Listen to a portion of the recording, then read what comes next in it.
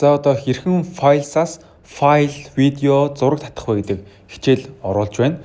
Files гэдэг нь юу гэхээр онлайнаар нэгэн лүүгээ том хэмжээний файлууд, зураг бичлэгийг чанартайгаар явуулдаг юм сайт байгаа. Тэгээд эндээс ихэнх хүмүүс iPhone-оос татаж чадахгүй байсан болохоор энэ хичээлийг оруулж байгаа шүү. Тэгээд энэ хичээлээ дагаад хийгээрэй.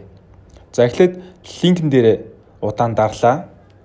За тэгээд энэ дээр Open in Safari-гаар хийж болно эсвэл Open in Chrome. За хэрвээ энэ Chrome байгаа бол энэ нь илүү амар хэдэн шүү. За дарж орлоо. За энэ download хэсэг байгааз. За энэ дээр дарлаа. Тэгээд хамгийн дээдлийн download original file гэж байгаа. Энэ дээр дарлаа. За одоо энэ дээр save гэдэг товч гарч иж байгаа. За энэ дээр files дээр сонгоно. За одоо ингээд татагдаж эхэллээ. За одоо энэ open in гэдэг энэ доор нь гараад ирнэ. За дарлаа.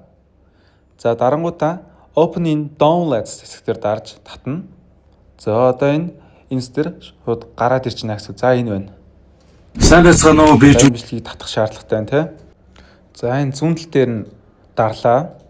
За энэ save video хэсгээр дарлаа. Ингээл таны бичлэг чинь хадгалагдах болно.